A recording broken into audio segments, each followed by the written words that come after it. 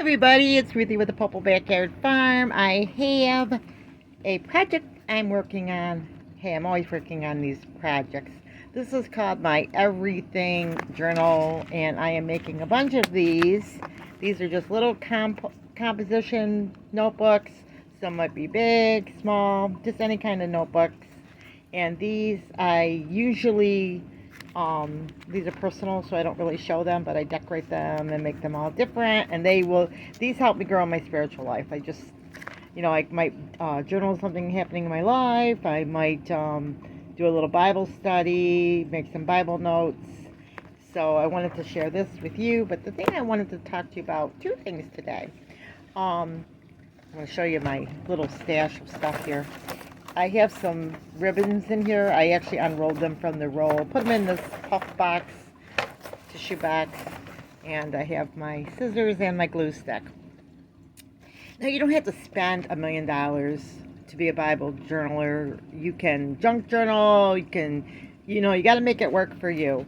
But what I'm doing this time around is I'm adding some silver in this particular Bible. I just take the ribbon, cut off to the size I want, and I glue it in with my glue stick, and it kind of makes a cool little border. Now, everything that I work on is kind of like a piece of art.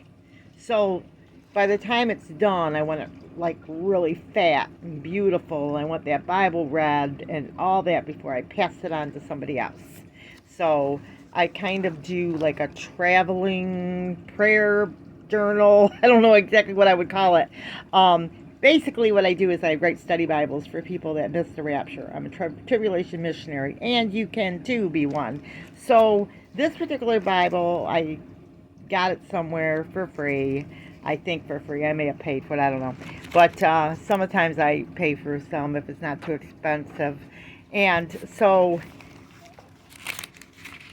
I'm meaning used Bibles.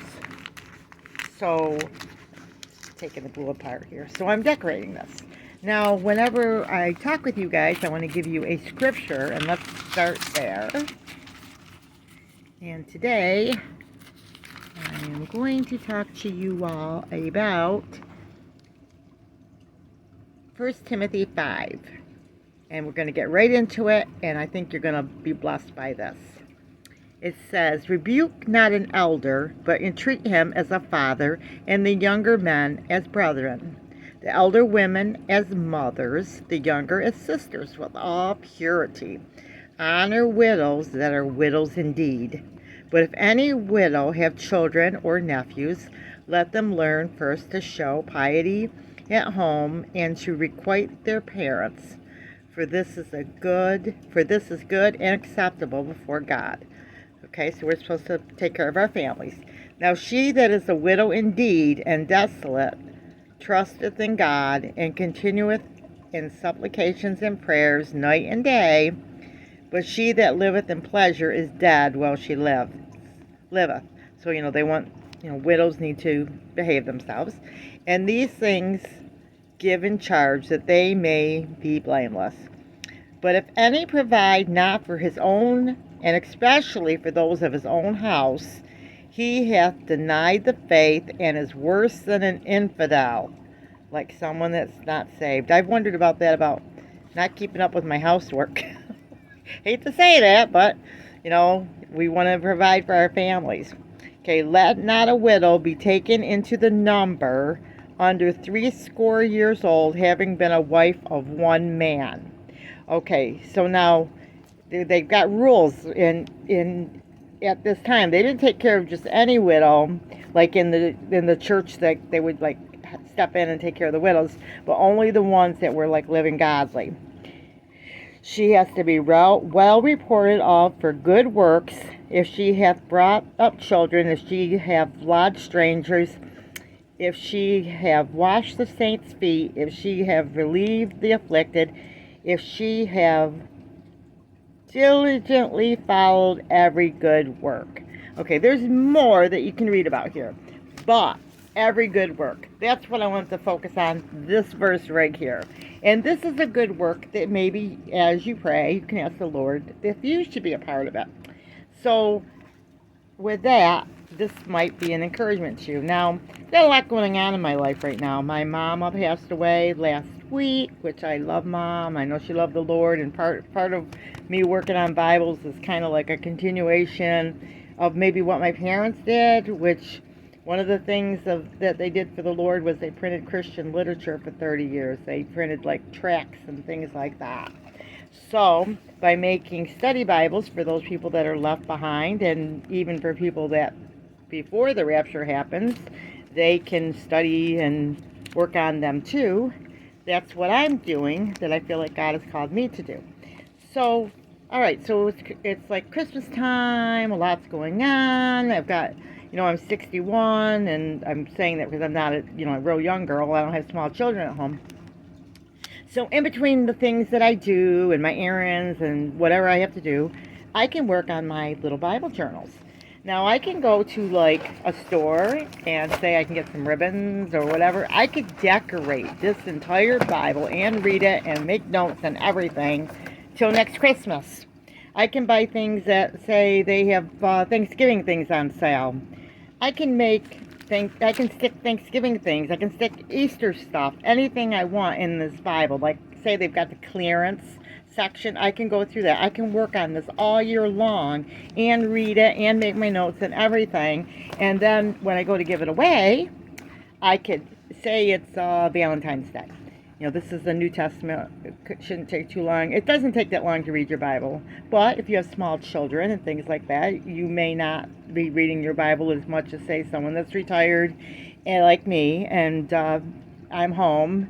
So, it's easy for me, but sometimes if you got small kids, you've got to do the things to be a good mother.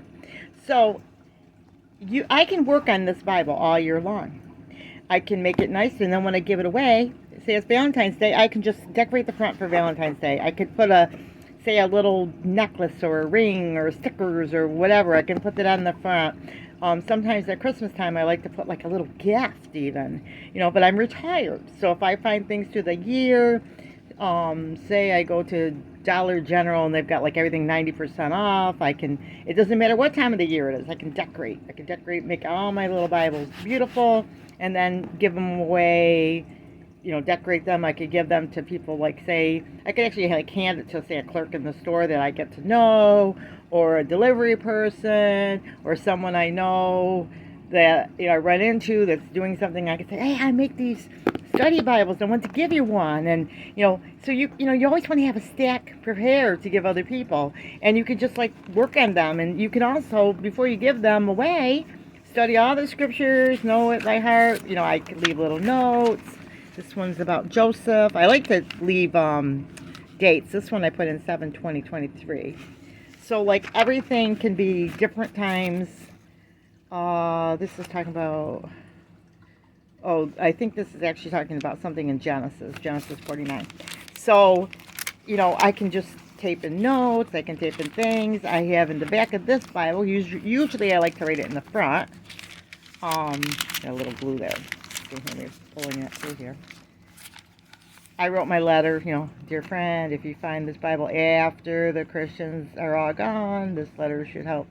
We have been raptured and are in heaven with Jesus. You have been left behind and are in the tribulation period.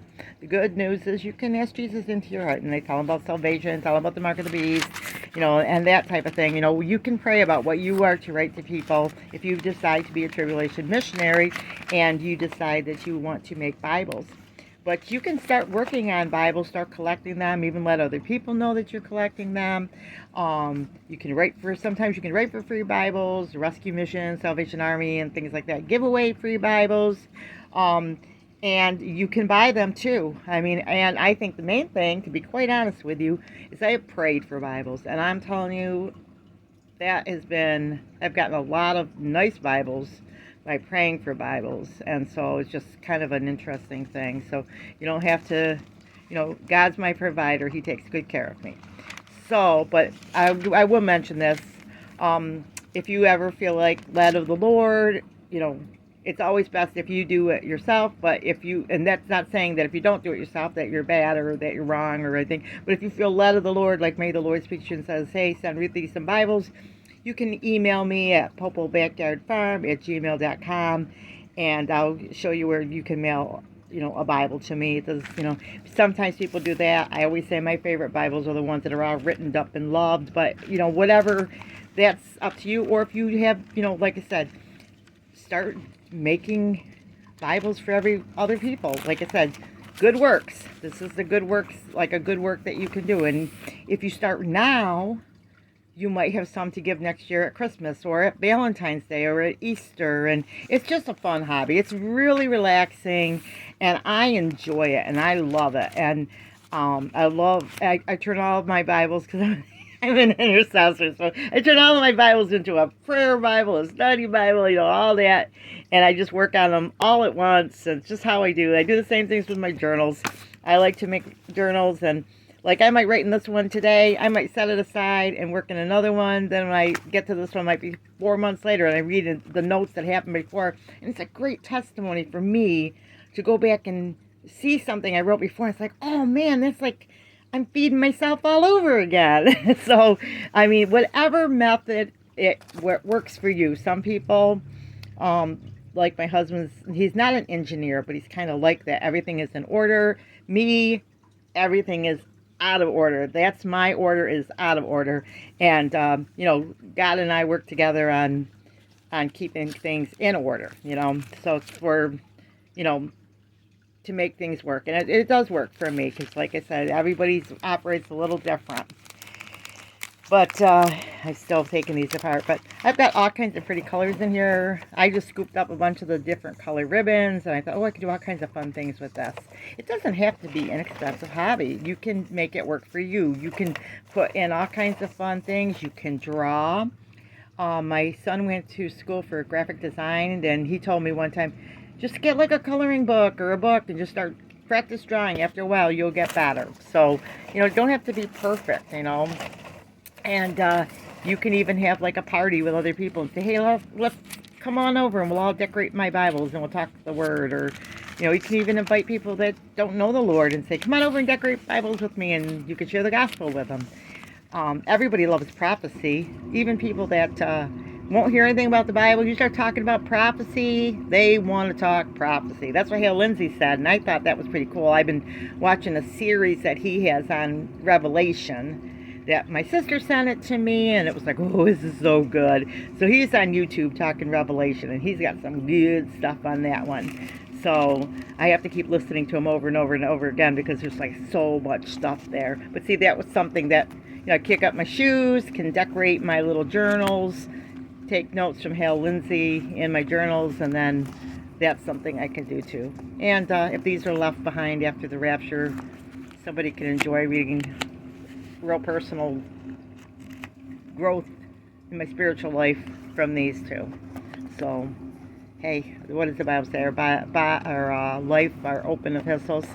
But, these are good because they help me to, track, say, prophecies, or if I have thoughts about things, and, and then you can, look up scriptures to make sure, because you want to always rightly divide the word of truth. One of the prayers I pray every day is like, I ask the Holy Spirit to help me rightly divide the word of truth, and to teach me how to pray, and how to live. So, but I wanted to share this with you. And, sometimes you have not because you ask not. You can probably even call churches and say, hey, is there any old Bibles there that people didn't pick up? I used to work at a church, and sometimes people just, they leave their Bibles there for a year or so. They get them in the lost and found box. No one knows what to do with them. And if nobody claims them, somebody, hey, it's like, let them know that if nobody wants them, that you'd be happy to take them, and you can do something rather than them having them sit there. Because, I know one of the churches I worked at, we'd have, events, and people would come, and they would, they'd leave their Bible, and they just never came back, because maybe they traveled 100 miles to come, and they didn't, and they're like, well, I guess I'll get a new Bible or something. So, but that happens more than, it never hurts to ask, right? And some churches even have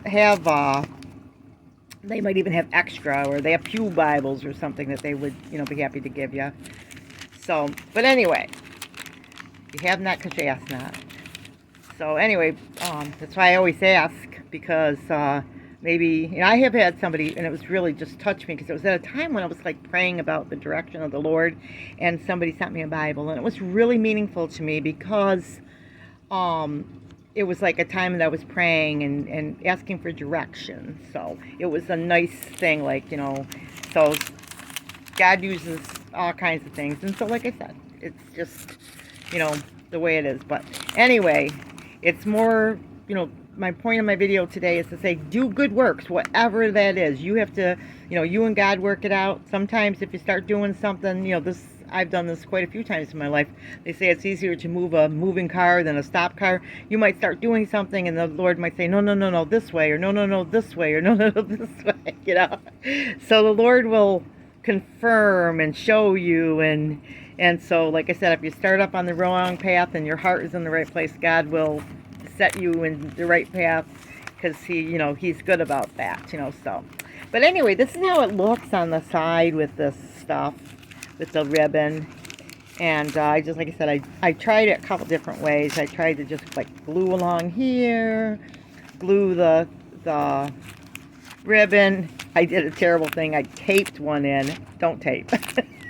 Just use glue, because the glue will work. The glue stick. And if you don't have money for glue, flour and water.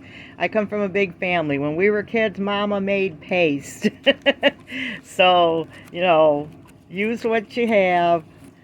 And, pray about expenditures. Something, right now, guys, pray for me. I'm trying to, when I'm praying about expenditures, I pray about the directions that God would have me. And right now, if you have a prayer Bible, please put my husband, Ruthie and Clay Popel, in your prayer Bible. We need lots of prayer right now. And put my son, Russell, in there as well. And his wife. Because they are helping us with a lot of things right now, as we are going through some things at our home. But I know at the end of the day that Jesus, what does He say? He says all things work together for good. So it is amazing to watch how the Lord works things out. Sometimes we think, well, how could good ever come of this?